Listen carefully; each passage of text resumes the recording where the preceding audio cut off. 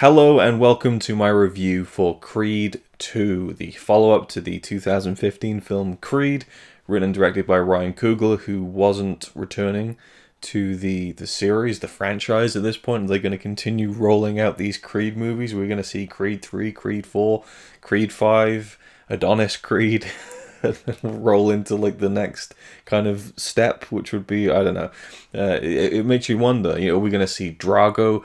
There's been discussions from fans about seeing a spin-off of the Drago name, which is what of course Creed 2 is all about. It's about Adonis Creed winning the world championship finally and being challenged by the son of Ivan Drago from Rocky IV, the man who killed Apollo Creed in Rocky IV. And so his son now, Victor Drago, has been trained his entire life, the past 30 years, to be a vicious, fighting machine, just like his dad.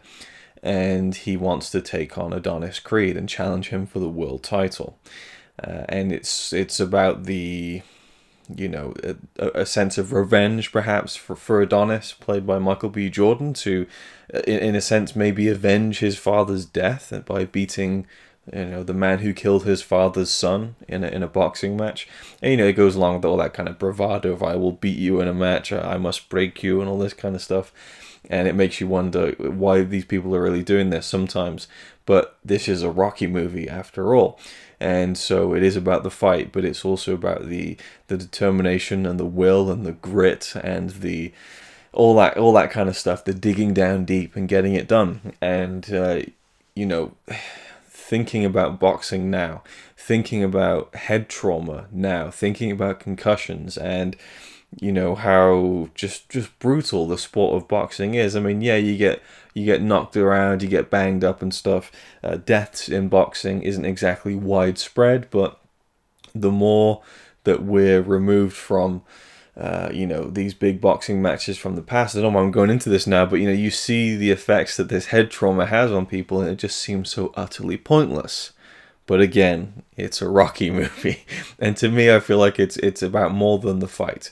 It's about more than that, and I love the Rocky films. I really do. I have a personal connection to them, which I've talked about before, and I don't want to go into again and again and again. I'm sure you guys are sick of hearing about it, but it makes me sad, actually. There's always a tinge of more than a tinge. There's a whole shade of sadness to me whenever I watch any Rocky movie post Rocky V, because my grandpa never got to see him. I wish he could have got to see Rocky's last fight in Balboa. I wish he could have got to see Creed and Creed 2. And so whenever I watch these films, in fact, I'd say the past 3 films in the series, Rocky Balboa, Creed, and Creed 2 have been excellent films. So I did actually love Creed 2. I rewatched the first one the night before, which was a perfect lead-in. I kind of even forgot that Adonis Creed was not the son of both Apollo Creed and his wife. No, Apollo had strayed and had a mistress who was pregnant, and so adds a whole other element to it. But I love it's such a touching element to Adonis's story. Donnie, I guess, is what people really call him, or D, is that his basically the person who adopted him and became his mother was the wife of his father. There's kind of a nice kind of feeling to that, and I really like the actress who plays that character. I don't remember her name offhand, but Creed's wife, Apollo Creed's wife, I love how she took Donnie in and kind of, made him her son and was very mothering, but she also lets him do what he wants to do, which is to fight.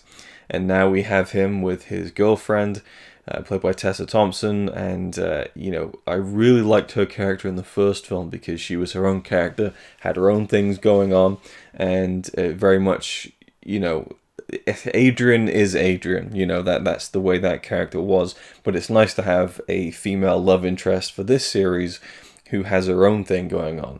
In the Rocky movies, it's like Rocky, Rocky, Rocky, and then Adrian's tagging along But in this series, it's Creed is doing this, and she's going off doing this, and so they have their own desires and creative outlets and passions and goals and dreams, all that kind of stuff. So I like that a lot. And of course, her hearing loss is a very key part, and I love how we're starting to see her sign a little bit, and maybe he's learning some of it as well. And then she becomes pregnant, which adds a whole other layer to it. But really, the crux of this is actually going back to the earlier Rocky sequels where, okay, now he's proved himself. Now he's kind of had the big fight, and he didn't win, but he showed himself, and he did himself proud. And then he goes on, and then he wins the big one. Then where do you go? So we kind of skip a movie in that sense. So the beginning of Creed 2, we see Adonis win the world title, which was the climax of Rocky 2. So we get Creed 2, essentially a repeat of Rocky 2 right out of the way. We jump straight to kind of Creed 3, by extension of Creed 4, with the Drago storyline, and we have this unstoppable machine who he can't beat, and who absolutely hands him his ass on a plate and beats the shit out of him. And leaves him just absolutely just shattered physically and emotionally as well. And that all ties into Rocky Balboa, who is, one of my favorite movie characters ever, I think. And so I was glad to see that Stallone was still a big part of this one. And I just love the opening scene where we hear his voice first. Adonis is in his room getting ready for the big fight. We hear Rocky before we see him. Then we see him in the mirror. Just beautifully done to kind of intro us back to that character. And to go from the end of Creed 1, where he's kind of barely making it up those steps and seeming like he's, on his last legs, to seem a bit more healthier and a bit more kind of normal, was great for the end of, for the beginning of Creed 2, I should say. So it was kind of nice to see a more healthier Rocky, and that he was on the road to recovery, if not at the end of the road to recovery, and seemed to be not suffering from any health issues, and had beat the cancer, basically.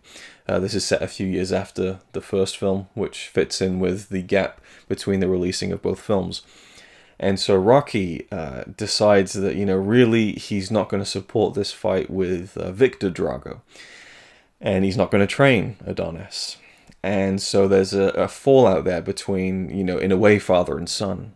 And what I loved about this film, what I absolutely adored about it, was that it didn't do kind of what the first film had did, which it referenced it but didn't really make it a part of the story, was Rocky's son, his actual son Robert, who we've seen throughout a lot of the Rocky movies, including Rocky Balboa, where he had a very tempestuous relationship with his son.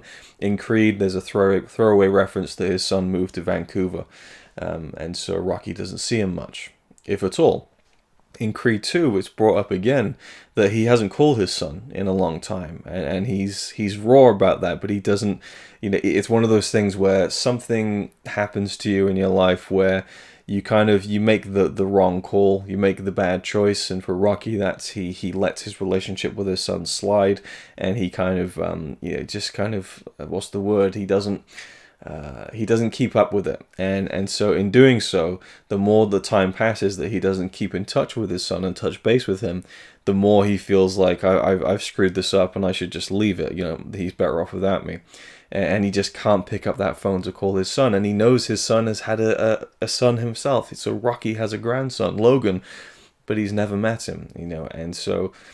Rocky ain't perfect. He's never been perfect, and that's kind of why I love him. That he never really makes the full right decision until perhaps the last moment, and that's what's always the driving force of most of the stories is will he eventually make that right call, and so. Building to that, but also it's very much its own side story. So Creed 2, it gives you what it says in the tin. It's about Adonis. It's Adonis's story. But we do have that Rocky story where, he has this new son in Adonis, and it's kind of like, wow, he finally got the kind of son he always wanted. He's a boxer, he's got the kind of the pupil he always wanted. You look at Tommy Gunn and how bad that turned out, how, maybe he wanted to train his son to be a boxer, but he never really took to it. And now he has that in both as someone he can mentor in the world of boxing, but someone who he can kind of mentor in life. Rocky has always been about life, about living life, and it was always more about boxing. It was always more than just boxing, I should say. And that continues here as he's trying to teach, Creed life lessons, but ultimately he says, I'm not going to train you for this fight. I think it's the wrong call. And that ultimately shatters kind of Donnie's, his mind plan, his psyche, his mentality going into this fight. He doesn't have his trainer with him. He doesn't have Rocky. And so I love that element to it.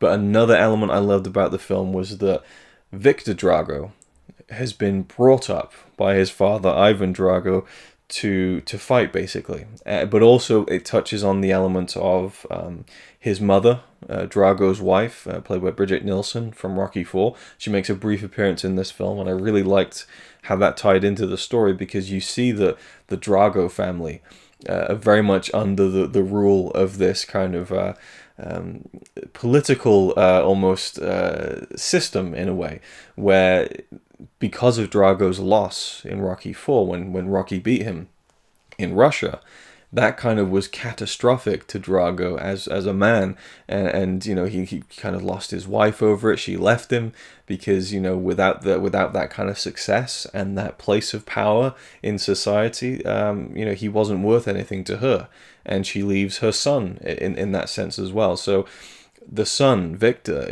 Drago, he wants his mother back, and so he feels like, if I can do what my father couldn't, and kind of become the world champion, and get the Drago name back up to where it used to be, then maybe I'll get my mother back, and maybe my dad will get his wife back.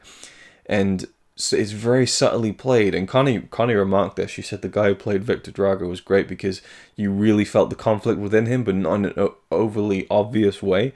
And I totally agree with that. When he's in the ring and he's looking out to see if his mother's there, and it's really well played. It really could have been a flat one-note character, just like Ivan Drago was in Rocky IV. I mean, Rocky IV is great, but it's not a particularly well-developed, layered character played by Dolph Lundgren, who of course returns for this film, as you probably already know, and not probably, you definitely already know. Come on, let's be real. So yeah, where was I going with that? I got to throw myself off on a different tangent. Yes, so Drago, not a one-note character. Yes, so they very easily could have done that, where, yes, Ivan Drago has trained his son up to be a vicious fighting machine, just like the chip off the old block, and he's going to destroy Creed again, and it's going to be a repeat of the 80s and stuff, and then he's just like an absolute tank. I liked how he wasn't physically similar to his father, in the sense that not tall and kind of, almost like this giant, but more like a tank, like proper mass, and just felt like every punch was just delivering this death blow. And there's these punches to the ribs in that first fight that you just feel them, and I love the way they shot the fights. You just really feel everything that's going on, and much like Creed, it's all shot very kind of like modern HBO sports, that kind of thing. Feels like a real fight, feels like the real deal, but you have those tiny little dashes of cinematic flair that where like the spotlight will come down. Just little tiny beats like that remind you're watching a movie. I love that stuff. And so that there's a few of those moments in the film. And of course, it's all going to build to, will Rocky come back and train him again, or come back and at least be in his corner again. And again, it's about bridging that relationship back together again, and you really feel that this Rocky Adonis relationship is the core to this series. But I will say that I feel like it wrapped up here. I feel like Creed 2 was the end of a trilogy. I feel like I don't want to see another one, and I could almost make a whole other video about that. But I think the way the story ends here, I feel like that's a good place to end it. They'll probably go to a third film and do Creed 3, but I don't know, maybe they could change it up, do something different, but I really like the way this one finished out, for better or worse. I'm not going to spoil anything, but you've probably seen it by now. It's been out for a couple of weeks, but yeah, I think that this was a nice, fitting end. Like, why does it always have to be 3 movies? Why does it have to always be 5 or 6 movies? Sometimes just a 1-2 punch. Pun intended. Like that could be it for the Creed franchise for me, and I think it would leave a real lasting legacy of a really good story told.